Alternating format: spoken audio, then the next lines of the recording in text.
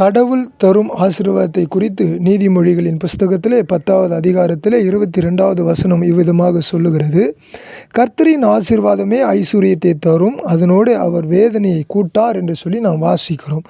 தேவன் தரும் ஆசீர்வாதம், கடவுள் தரும் ஆசீர்வாதம், இறைவன் தரும் ஆசீர்வாதம், காட் தரும் ஆசீர்வாதம் எப்பொழுதுமே வேதனை இல்லாத ஆசீர்வாதமாக இருக்கிறது என்று சொல்லி பரிசுத்த வேதாகமத்திலே நாம் வாசிக்கின்றோம், தெரிந்து கொள்ளுகிறோம்.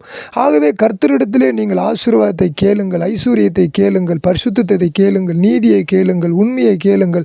அவர் எப்பொழுதும் தருகிறதிலே குறையில்லாததாக தரக்கூடியவராக இருக்கிறார். அவரிடத்திலே வேதனை இல்லாத ஆசீர்வாதம் இருக்கிறது என்பதை இந்த வேத பகுதி நமக்கு தெளிவுபடுத்துகிறது. கர்த்தாவே, இந்த நாளிலே எங்களுக்கு இந்த வேத பகுதியை நீர் தந்ததுக்காக நன்றி. நாங்கள் தொடர்ந்து உம்மிடத்திலே ஜெபித்து ஐஸ்வர்யத்தை பெற்றுக்கொள்ள உதவி செய்யுங்க. கள்ளத்தனமான ஆண்டவரே, ஆசீர்வாதம் எங்களுக்கு தேவையில்லை. அது சத்ருவானாகிய பிசாசானவன் கொடுக்கிறது, அதிலே வேதனை இருக்கிறது. ஆகவே அந்த ஆசீர்வாதம் எங்களுக்கு வேண்டாம். நீர் கொடுக்கிற ஆசீர்வாதத்திலே பரிசுத்தம் இருக்கிறது, அதை கொடுத்து எங்களை ஆசீர்வதிங்க. இயேசுவின் நாமத்தில் ஜெபிக்கிறேன் நல்ல பிதாவே. God bless you.